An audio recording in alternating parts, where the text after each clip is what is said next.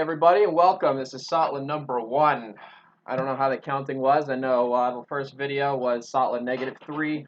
I think by math, counting down the weeks, it would have been SOTLA 0. That doesn't make sense. Well, it kind of does. I'm calling it SOTLA 1. So for now on, these videos are going to be previews for the week.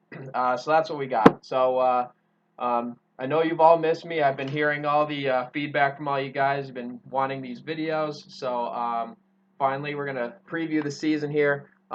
You've all been looking forward to me, except for Ryan, because he's a backstabbing jerk, calling me, trying to start a coup with the whole league or something. I don't know what you're doing over there, but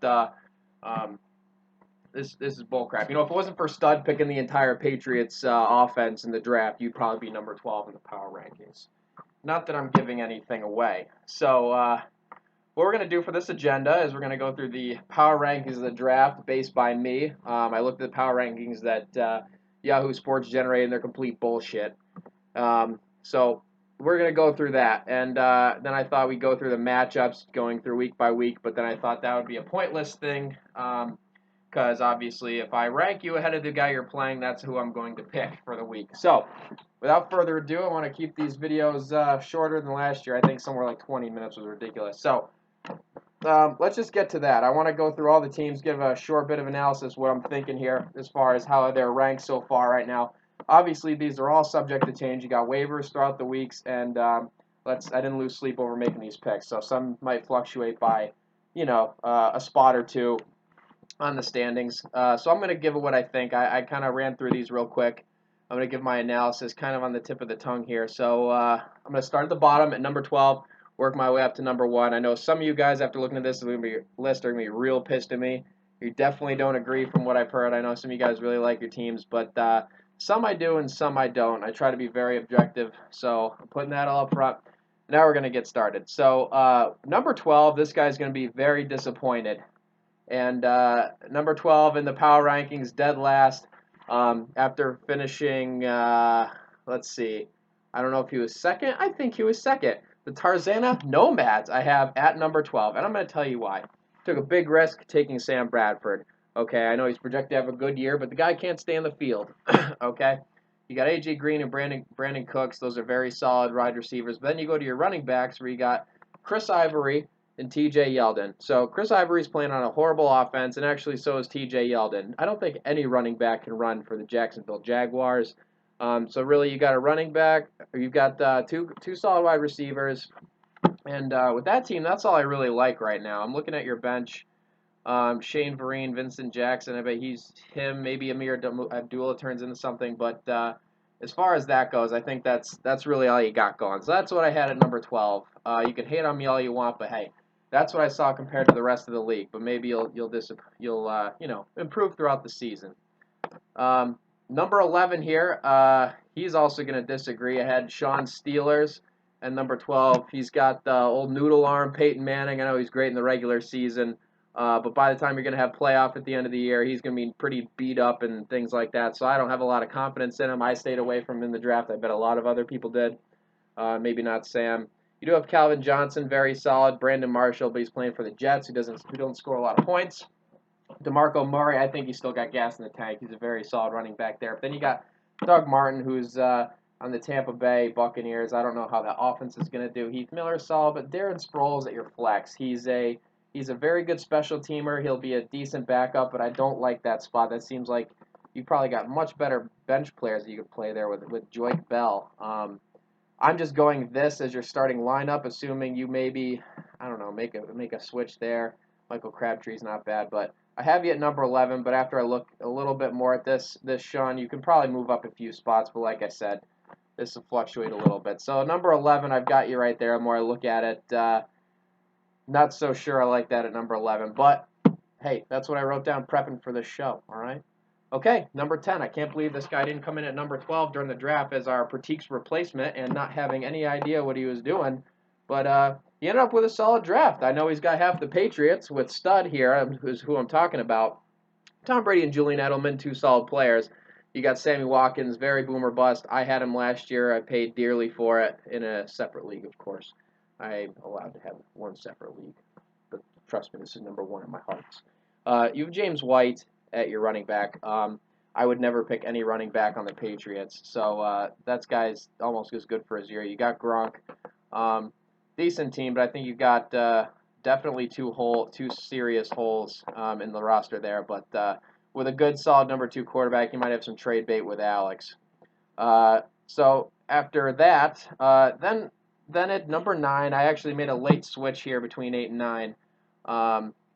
So I'm gonna look for him. I'm trying to talk at the same time. Down with Bruce. I can't believe this guy. This guy's. You gotta change your name, by the way, Pembroke. Uh, Tannehill's kind of on the lower half of the league as far as in a 12 team fantasy league. I think Jordan Matthews will be very solid. Golden Tate is only as good as he is if Calvin Johnson does not play. I think he's going to finally be healthy for a long time this year. Big part of the season, rather. Eddie Lacy and Lamar Miller are solid. Greg Olsen, I think, will be good. Charles Johnson's a little unproven there, but I think it's an okay team. But still, I have him at number 9. At number 8, making strides up from coming in dead last. Let's see. We have Moan. He's got Andrew Luck, very solid. I like DeAndre Hopkins, Devontae Adams. I think that's a solid wide receiver core, and Matt Forte as well. He always seems to stay healthy. Knock on wood, because it's a whole new season. Anything can happen. But then he's got Ryan Matthews. I've heard they are going to be pulling a lot of the carries off DeMarco Murray, but who knows here? I gotta speed this up. We're already at 7 minutes. No one wants to hear me talk for that long. All right. So after Moan, here's what I got. Sam at number 7. And let me pull you up, Sam. I'm going to tell you why you are number 7. What the hell is your team name? Can't find you. Oh, back to back. Well, it's not going to be triple back, so you're number 7. So what I didn't like about here is you have Virgil Green. I know you did pick Julius Thomas that year, but I think I'd be surprised if he gets a lot of. Maybe you know something I don't know. But you're playing a backup tight end on the Broncos as your starter. We'll see about that. I have myself at number 6. I think I have the best receiver core. However, my 49er and former 49er running back starters, I'm not so sure about that. That's why I did reach a little bit with Arian Foster in the draft, but he's really dependent. So I think it really depends on him coming back. So that's why I put myself at number 6. Number 5. I'm going to speed this up because you guys are sick of watching me. I know you guys at top 5 want an analysis, but I'm sick of talking for this long, and I want to keep these shorter videos. So, let's see. Number 5 and 4 were interchangeable. I picked number 4 because of his better backup squad, I think, but number 5 was Scott, and I think that's a very solid spot to be in for him, considering he was doing this in his at work, I'll say. How about that? Anyway, I don't like Deshaun Jackson. He's a huge boomer bust. Definitely a lot more bust than boom in this case, especially with playing in Washington. So that's all I'm going to say there for that team. And then I got Nick at number 4. I think he's a big improvement from last year. I like his solid team here. The only thing I would probably say here is uncertainty with Melvin Gordon as far as being a starter. Mike Evans is touchdown dependent, but maybe he has a good year with Jameis Winston, because you never know. Surprisingly here, I thought he would be terrible, to be honest with you, and I'm going to have a good time joking on him this year. But Kevin, you are number 3. I think your only spot here potentially is Julius Randle. I think Darren McFadden, you might have a little bit more impact than we're willing to think. But hey, you got a solid team there. Number 2, I liked his team. I thought he was going to be number 1 when I first started here, but putting him at number 2, I ended up with Luke. I thought Russell Wilson was a great pick as late as he was in the draft, being the number 3 preseason rank.